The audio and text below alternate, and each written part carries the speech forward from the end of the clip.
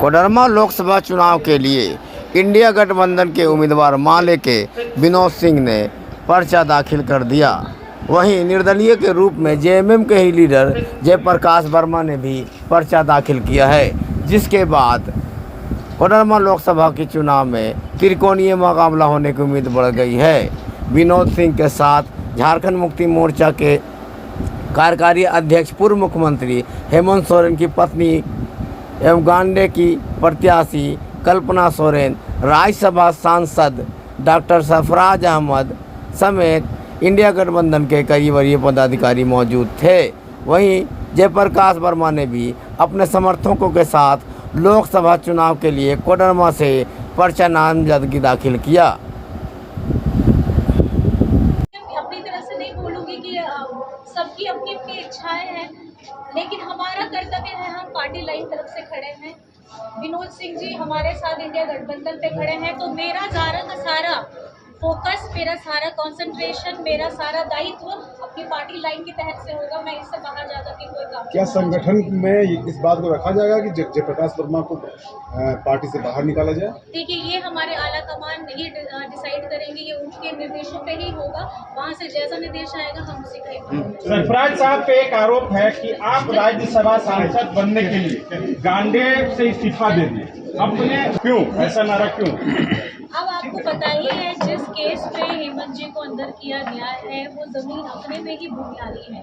भूमियारी का मतलब मुझे आप लोगों को समझाने का जरूरत नहीं है। वो जमीन न खरीदी जा सकती न बेची जा सकती है। सो इसी आधार पे आप ही पता लगाइए कि अगर ये बेची नहीं जा सकती है तो उस पर हेमंत जी का नाम आप कहाँ से जोड़ देते हैं। और जहाँ दूसरी बात आती है कागज की, तो कागज आप निकाल के दिखाइए कि जहाँ पे लिखा हो कि ये जमीन हेमंत सोरेन की है। इसलिए मैं पूरे खुले तौर पे बोलती हूँ कि जेल का ताला टूटेगा हेमंत सोरेन। सरकार के भावी मुख्यमंत्री, देखिए, ये जो बातें फैलाई जा रही है, ये मुझे नहीं पता कि आप लोग सुन के कर रहे हैं कि आपके द्वारा ये बोली जा रही है। अब जितनी रूमर्स उठेंगे वो किसी न किसी व्यक्ति के वजह से ही होगी। अब व्यक्ति कौन है उसका पहले आप पता लगा लीजिए, क्योंकि इस तरीके की कोई भी घटना नहीं है। क्योंकि हमारे माननीय पूर्व मुख्यमंत्री जी ने, हेमंत जी ने, हमारे अभी वर्तमान मुख्यमंत्री चंपा जी के कंधों पर में ये भार दिया है कि झारखंड की सरकार की जिम्मेदारी अभी चंपा सोरेन जी के कंधों पे है, तो वो अभी इसको भी नहीं। मैडम, कहावत है मैडम, झारखंड मुक्ति मोर्चा या इंडिया गठबंधन की फिलहाल के तौर पे मुझे अगर मौका मिलेगा तो मैं गांडे की धरती को अपना मान करके पहले मैं यहाँ के लोगों का विकास करना चाहूंगी। यहाँ का मैडम, ये कहा जाता है नेताओं की तो बात छोड़ दीजिए जो सड़कों में विरोध कर रहे हैं तमाम लोग हैं।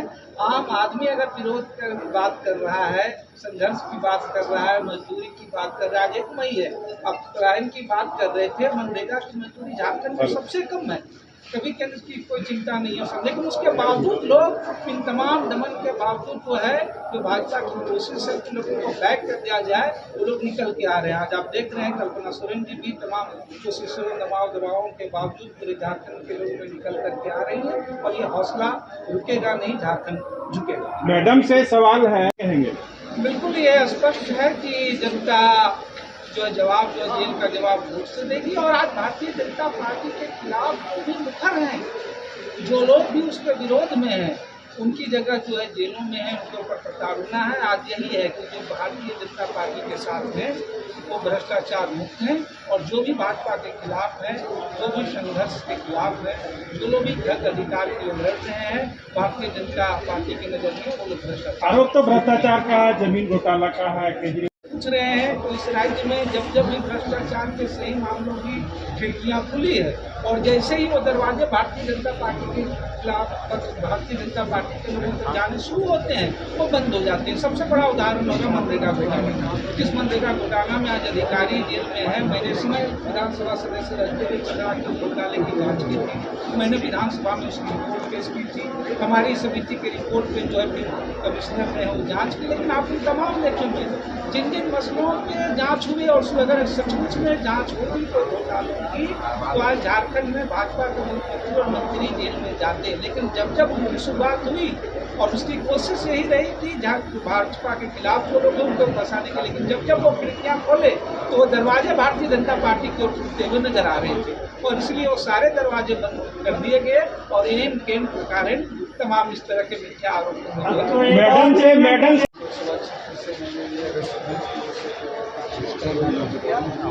और ये गिरिडीह है। गिरिडीह लोकसभा में 4 विधानसभा गिरिडीह जिले में पड़ते हैं और गिरिडीह कर्मस्थली रही है संघर्षों की। 70 के दशक में संघर्षस्थली रही, जहाँ से पूरे झारखंड आंदोलन को एक नई पहचान मिली। 80-90 के दशक में कर्मस्थली जिन्होंने आम आदमी को आवाज संसद में रखने का, सरकारी संस्थाओं में रखने का जज्बा पैदा किया।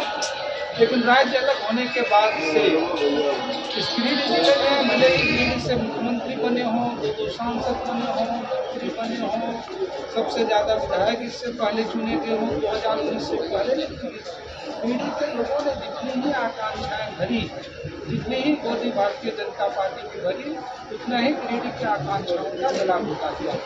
और इसीलिए 2019 के विधानसभा चक्र से ही गिरिडीह और तमाम इलाकों में पूरे झारखंड में कोई चक्र जो है वो नया चलना प्रारंभ हो गया है।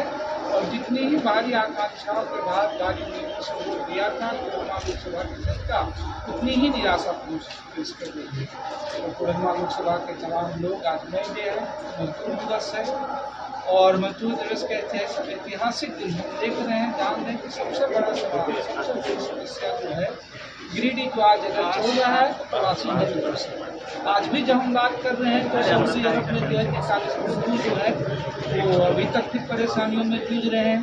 पिछले दिनों लॉकडाउन के बाद पूरे देश भर में झारखंड की एकमात्र सरकार रही जो राज्य के बाहर मजदूरों के लिए कोशिशें रही, तमाम उनके आने से लेकर के उनकी सुविधाओं से लेकर के आज किसी भी राज्य के नागरिक की बाहर मौत हो जाए तो उनके सौ जो है कम से कम राज्य सम्मान सरकार सम्मान से लाती है।